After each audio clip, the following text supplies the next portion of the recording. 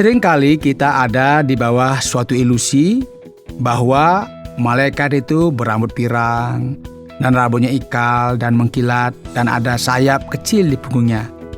Namun ini semua merupakan sebuah imajinasi saja. Saudara pendengar, bersama dengan saya Oti Priambodo dalam program Jalan 66. Program ini akan memberikan pengetahuan Alkitabiah dan menyuguhkan kepada kita suatu jalan keselamatan. Saat ini kita memasuki rangkaian pembelajaran tentang Injil, yaitu Kitab Lukas pasal yang ke-24. Perjalanan kita melalui Injil Lukas telah sampai pada bagian yang terakhir, dan Pak Yohanes akan membawakan sebuah topik bagi kita, yaitu kehidupan yang lahir dari kematian. Perasaan saudara kini akan bercampur aduk oleh karena sesuatu yang luar biasa yang pernah terjadi, yang mengubahkan dunia dan umat manusia selamanya. Kebangkitan Yesus, bukti-bukti dan konsekuensi. Segala rasa hina telah sirna, segala ketakutan pun lenyap, oleh karena Ia menang atas maut. Inilah pengharapan kita. Apakah ini juga merupakan pengharapan saudara? Pendengar yang dikasihi oleh Tuhan, kita tahu dengan jelas bahwa setelah segala sesuatu yang terjadi dengan Yesus Kristus pada masa penderitaan dan kematiannya, Yesus kini akan bangkit dari antara orang mati. Ia bangkit dan menyatakan kuasanya, menyatakan bahwa Ia adalah Sang Ilahi dan memberikan pengharapan kepada kita. Jadi jika kita melihat dalam firman Tuhan, di awal pasal 24 dimulai dengan, "Tetapi pagi-pagi benar, pada hari pertama minggu itu, mereka pergi ke kubur membawa rempah-rempah yang telah disediakan mereka. Mereka mendapati batu sudah terguling dari kubur itu dan setelah masuk, mereka tidak menemukan mayat Tuhan Yesus. Sementara mereka berdiri termangu-mangu, karena hal itu tiba-tiba ada 2 orang berdiri dekat mereka memakai pakaian yang berkilau-kilauan. Mereka sangat ketakutan dan menundukkan kepala.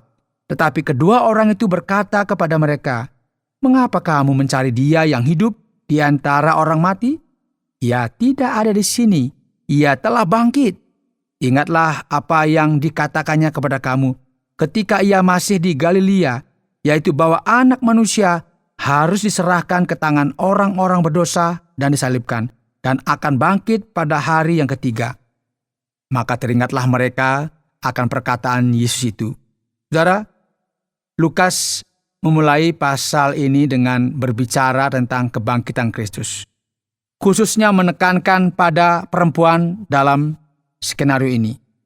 Kita perlu mengingat bahwa Injil Lukas merupakan Injil yang memberikan perhatian kepada orang miskin, orang yang membutuhkan, perempuan, dan orang bukan Yahudi.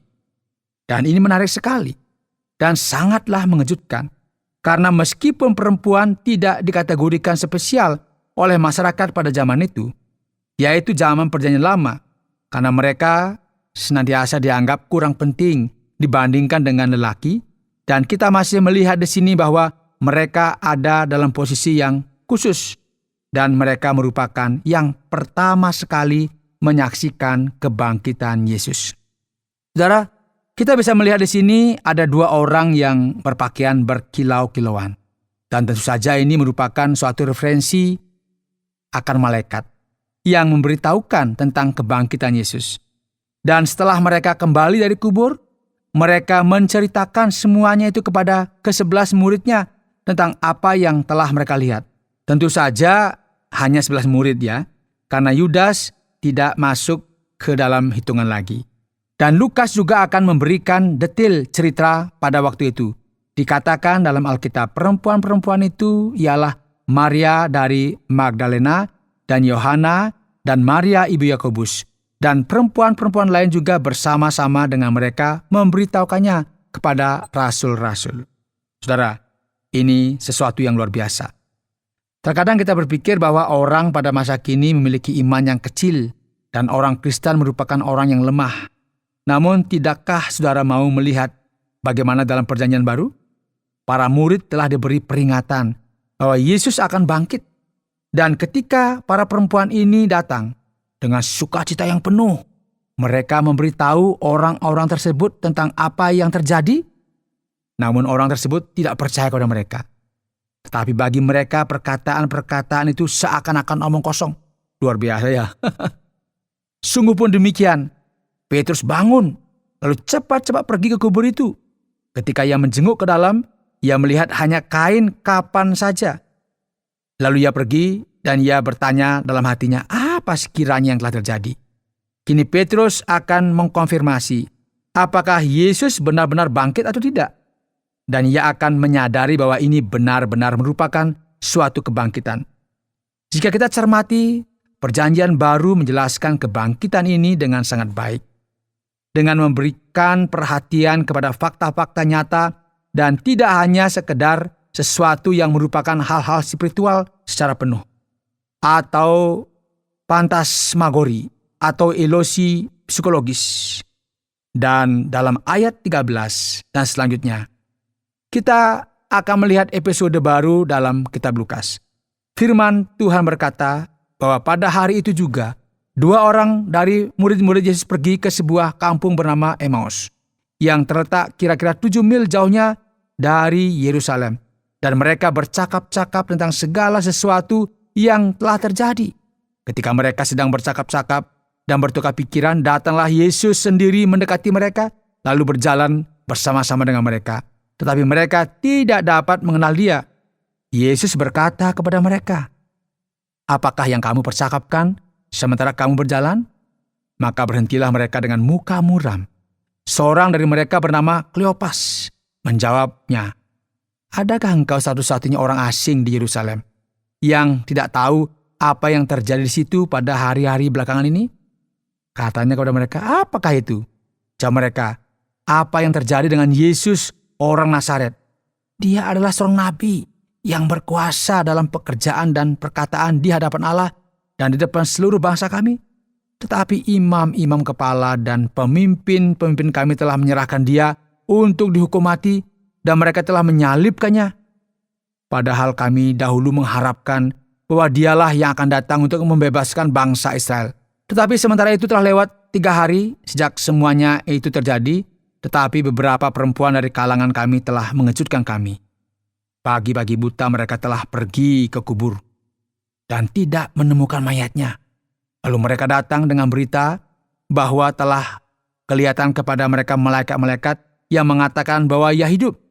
Dan beberapa teman kami telah pergi ke kubur itu dan mendapati bahwa memang benar yang dikatakan perempuan-perempuan itu.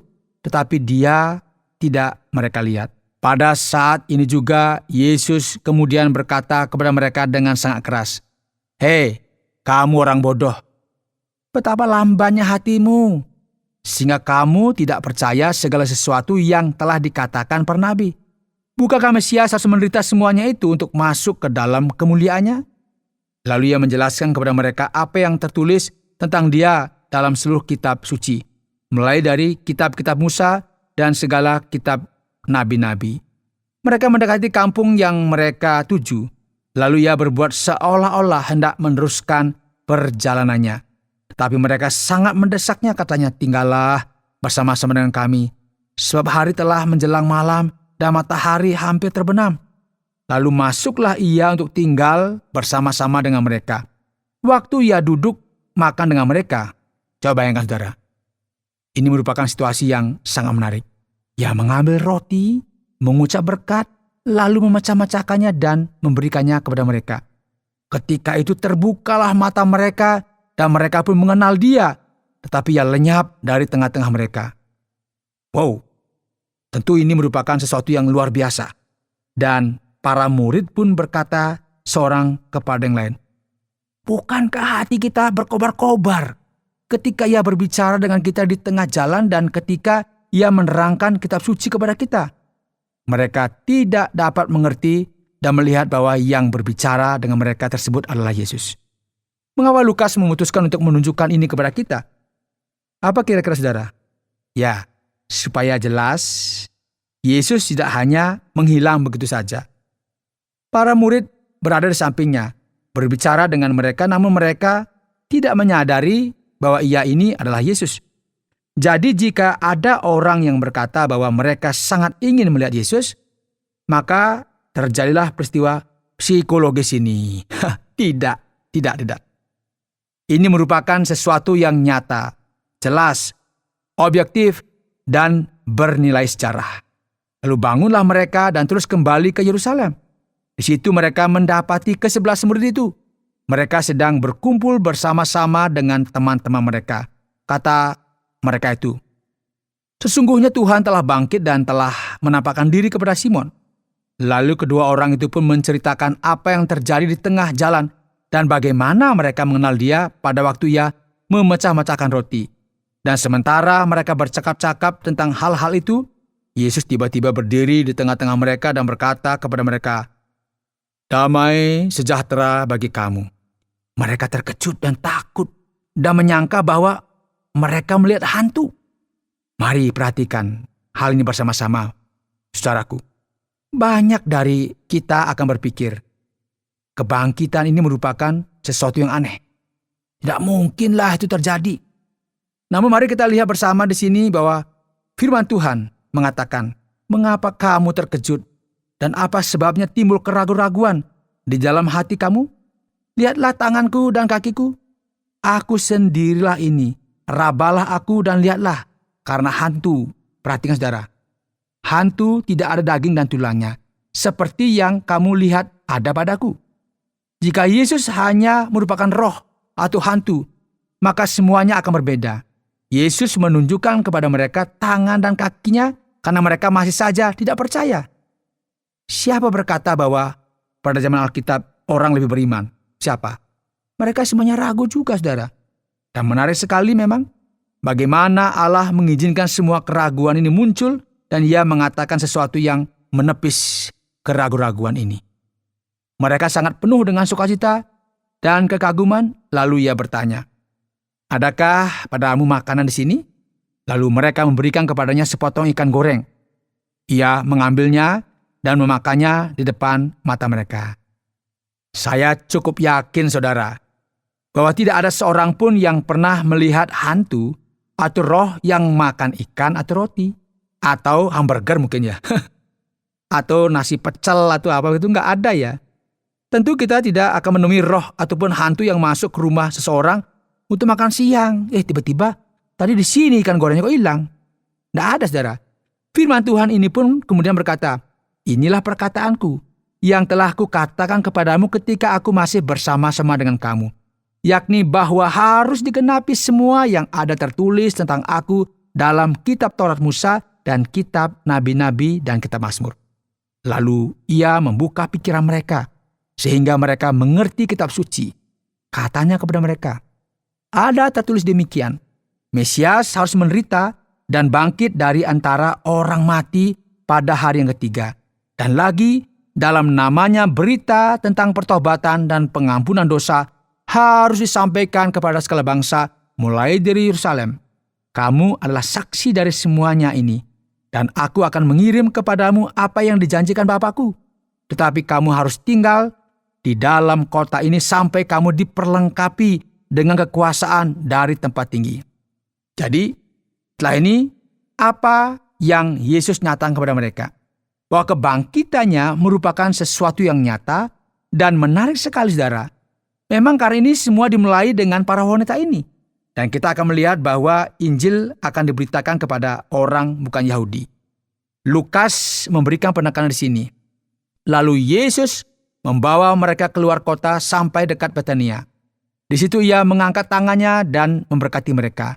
Dan ketika ia sedang memberkati mereka, ia berpisah dari mereka dan terangkat ke surga. Mereka sujud menyembah kepadanya, lalu mereka pulang ke Yerusalem dengan sangat bersukacita. Mereka senantiasa berada di bait Allah dan memuliakan Allah. Saudara, Lukas mengakhiri Injil ini dengan kenaikan Yesus. Bagaimana ia terangkat ke surga dan mereka memuji dia. Ini berarti bahwa mereka tidak hanya menyadari bahwa Yesus adalah Mesias, namun ia juga memiliki kuasa atas kematian dengan bangkit dari antara orang mati yang membuktikan bahwa Dia adalah ilahi dan layak disembah. Pendengar yang dikasihi Tuhan, kita semua memerlukan kehidupan yang benar untuk menang atas maut. Dan inilah mengapa kita perlu membuka hati kita untuk Yesus Kristus, Tuhan atas kebangkitan yang telah menyatakan kuasa Allah di bumi ini. Dan di dalam Dia kita melihat ada kehidupan setelah kematian. Anda sedang mendengarkan Jalan 66 dalam rangkaian kisah Injil Lukas pasal yang ke-24 yang sudah dijelaskan oleh Pak Yohanes dengan topik kehidupan yang lahir dari kematian. Sesuatu yang luar biasa sekali Pak Yohanes karena kita sudah sampai pada penghujung Injil Lukas, yaitu pasal yang ke-24. Para pendengar terkasih, terima kasih untuk semua perhatian Anda dan perjalanan ini sungguh amatlah luar biasa. Jadi Pak Yohanes, kita sudah sampai di akhir kitab ini dengan cerita tentang kebangkitan Yesus. Dan pemakaman Yesus ini ada sesuatu yang menarik. Rempah-rempah, minyak wangi, dan kain kafan. Pemakaman semacam apakah ini Pak Yohanes? Di mana peti jenazahnya? Dan kuburan macam apakah ini? Jika kita tidak memahami perbedaan budaya dan tradisi pada waktu itu, maka akan sulit sekali bagi kita untuk mengerti apa yang terjadi dalam pemakaman dan kebangkitan Yesus. Yang pertama, kita akan melihat tidak ada kuburan, sebagaimana yang kita lihat sangat umum ya dalam budaya Barat dan juga budaya lainnya. Tidak ada peti jenazah juga. Pada waktu itu mayat akan dibubuhi rempah-rempah dan minyak wangi. Ini merupakan suatu budaya, saudara. Dan kita tahu dengan jelas bahwa hal ini juga sangat umum dilakukan di Mesir dengan cara yang lebih detail dan mewah, khususnya bagi Firaun. Jadi ketika mereka akan memakamkan tubuh Yesus, mereka membalutnya dengan kain kafan. Jadi menarik sekali ketika kita lihat ketika Petrus pergi ke kubur Yesus, ia hanya melihat kain kafan yang terletak di sana. Dan ia yakin bahwa Yesus telah bangkit. Juga Yesus hanya dibalut dengan kain kafan dan diletakkan di gua yang digali dari bukit batu, sebagaimana kita bisa melihat pada akhir dari pasal 23 ini, dan hal yang juga disebutkan pada kitab Matius. Dan inilah mengapa kemudian hal ini menjadi masuk akal. Ketika kita memiliki gambaran tentang sebuah gua, dan di depannya terdapat batu besar yang digulingkan untuk menutupinya, dan bukan menggambarkan Yesus dengan merobek kain kafannya dan melompat dari dasar bumi, seperti Superman, tidak. Dan kita memang memerlukan pengertian semacam ini untuk mengerti lebih jelas lagi mengenai Injil ini. Jadi supaya lebih jelas lagi, ketika para wanita itu pergi ke kubur, ada 2 orang yang muncul. Benarkah hanya 2 orang, Pak Yohanes? Bisakah Bapak menjelaskan ayat 4 ini kepada kami? Jadi bagaimana kita telah jelaskan sebelumnya, ada beberapa Injil yang menyebutkan 2 malaikat dalam kasus ini. Sedangkan dalam kitab Lukas dikatakan ada 2 orang. Jadi apa yang terjadi dalam Alkitab, dalam beberapa bagian juga, mereka mereferensikan manusia atau pria sebagai malaikat. Mereka menyebutnya sebagai utusan. Namun sebenarnya kita tahu bahwa mereka ini adalah malaikat. Mereka disebut orang karena ketika dilihat sesaat, mereka menyerupai seseorang atau manusia. Sering kali ya kita ada di bawah suatu ilusi bahwa malaikat itu berambut pirang dan rambutnya ikal dan mengkilat dan ada sayap kecil di punggungnya gitu ya. Namun ini semua merupakan sebuah imajinasi saja. Alkitab tidak menggambarkan hal semacam ini. Jadi terkadang kita melihat malaikat namun kita tidak pernah menyadari bahwa mereka adalah malaikat. Dan kita hanya bisa berpikir bahwa mereka hanyalah manusia biasa. 2 orang yang pakainya berkilau-kilauan. Jadi, berdasarkan bagian lain yang ada di dalam Alkitab, kita yakin bahwa mereka ini adalah malaikat. Yang berikut, dengan para murid. Sepertinya mereka ini susah sekali untuk percaya terhadap segala sesuatu yang telah terjadi. Mengapa mereka tidak percaya terhadap apa yang dikatakan para perempuan tersebut? Ya, ada 2 hal yang perlu kita pertimbangkan di sini. Ada beberapa orang yang bahkan berkata para murid ini menggambarkan seseorang yang memiliki sikap seksis. Ketika para wanita tersebut memberitahu mereka apa yang terjadi, mereka tidak menanggapinya dengan serius. Kita bisa benar-benar berpikir bahwa para perempuan ini memiliki reaksi emosional yang mengakibatkan pertanyaan dari apa yang diberitakan oleh mereka. Namun, kita tidak boleh terjebak dalam hipotesis semacam ini, karena sebenarnya kita tahu bahwa para murid tidak mengharapkan kebangkitan Yesus. Bahkan, ketika mereka telah bertemu dengannya secara langsung, mereka tidak langsung percaya terhadap hal ini. Keraguan mereka sangat jelas di sini, saudara. Sehingga mereka tidak percaya juga kepada para perempuan ini yang justru mendapatkan perhatian yang khusus dari Injil Lukas dan pandangan teologisnya. Jadi ini ada kaitannya dengan keseluruhan konteks. Sehingga para wanita ini dianggap layak untuk menjadi penonton pertama berkaitan dengan kebangkitan ini. Dan kini dalam Lukas pasal yang ke-24, dari ayat yang ke-13 dan seterusnya, ada cerita yang cukup menarik di sini, Pak Yohanes. Para murid ada dalam perjalanan ke Emmaus. Bagaimana mungkin mereka tidak menyadari bahwa yang ada di samping mereka itu adalah Tuhan mereka sendiri? Apa yang terjadi dengan mereka, Pak? Ada misteri iman yang luar biasa di sini, Pak Oti. Apa yang perlu kita pikirkan adalah bahwa Yesus telah bangkit dari antara orang mati dan kita tidak tahu apa yang telah berubah pada tubuhnya. Yesus tampil dengan cara yang megah dan berbeda. Maka yang terjadi adalah cara pengenalan mereka terhadap Yesus dengan cara yang berbeda. Dan juga kita perlu mempertimbangkan aspek psikologis juga.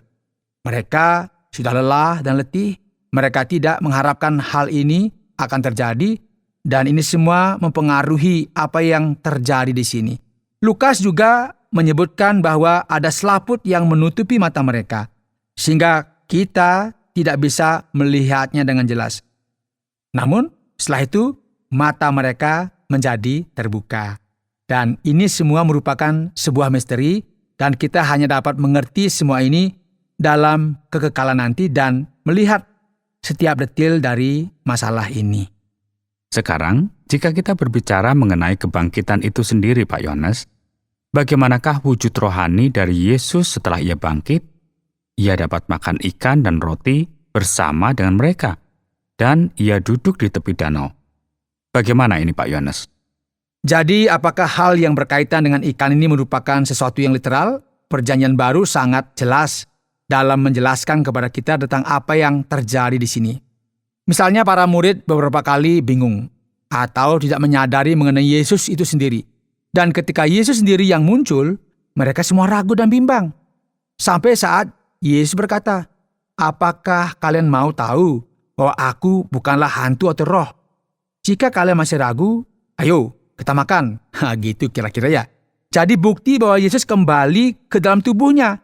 Ini merupakan sesuatu yang sangat penting. Karena tubuh kebangkitan memiliki nilai yang luar biasa di sini. Karena ini berbanding terbalik dengan apa yang dipercayai beberapa orang di timur. Bahwa tubuh hanya sekedar bungkus dari jiwa. Dan tubuh itu merupakan bagian luar saja dan ini merupakan sesuatu yang kurang bernilai. Namun Yesus muncul dengan tubuh ini dan membuktikannya dengan jelas. Jadi ia makan ikan dengan para muridnya untuk membuktikan hal ini. Jadi kini mari kita melihat apa yang terjadi. Kubur kosong. Yesus menampakkan diri kepada Maria Magdalena, kepada para wanita, kepada kedua murid dalam perjalanan ke Emmaus, kepada Petrus, kepada ke-10 murid di ruang atas, dan kepada ke-11 murid di ruang atas. Kemudian kepada 7 orang murid yang sedang menjala ikan, kepada ke-11 murid yang sedang turun dari bukit, kemudian kepada 500 orang sekaligus, sebagaimana dituliskan dalam 1 Korintus 15. Dan ia menampakkan dirinya kepada Yakobus dan kepada para murid pada saat ia terangkat ke surga, sebagaimana dituliskan oleh Lukas di sini. Dan kemudian menampakkan dirinya kepada Paulus dalam perjalanannya ke Damsyik. Jadi kita tidak bisa lagi meragukan kebangkitannya. Haleluya. Jadi sekarang, untuk kita mengakhiri, sepertinya dalam teologi dari Lukas sendiri, ia memiliki ciri yang tersendiri. Betul begitu, Pak Yohanes? Lukas memiliki penekanan yang khusus kepada wanita dalam masyarakat. Jadi apa saja yang menjadi sudut pandangnya? Benar sekali, memang Lukas memiliki ciri khas dalam penulisannya.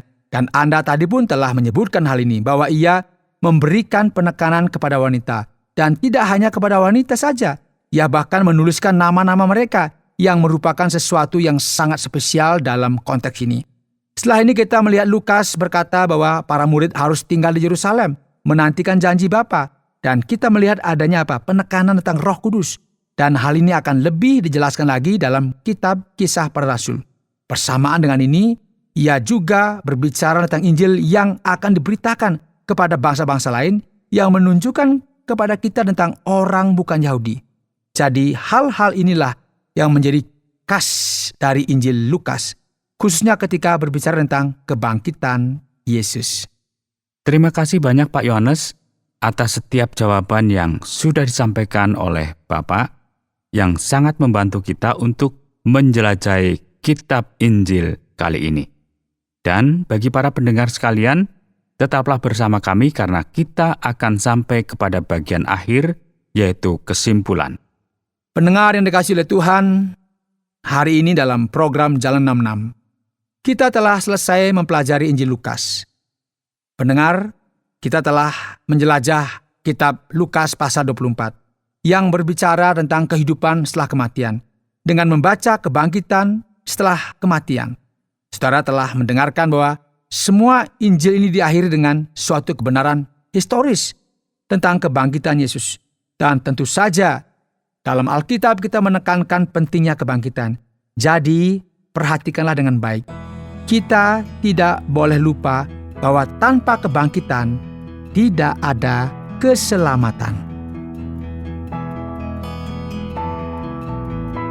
Saudara pendengar, karena waktu yang tidak memungkinkan, kita akhiri program Jalan 66 kali ini.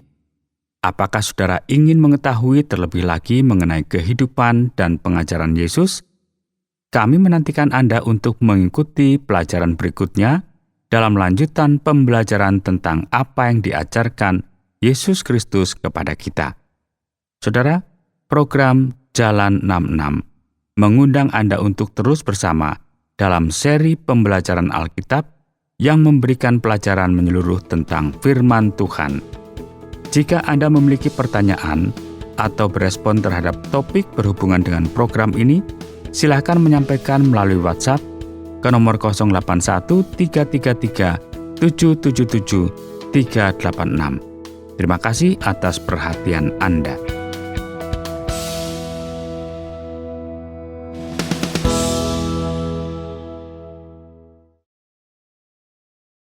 Terima kasih Anda sudah mengikuti program kami. Jika Anda diberkati, jangan lupa like, komen, dan share supaya Anda tidak ketinggalan setiap program terbaru kami. Jangan lupa juga untuk subscribe channelnya dan nyalakan loncengnya. Jika Anda ingin mendukung pelayanan kami, bisa melalui rekening kami berikut ini atau menghubungi kami di sini.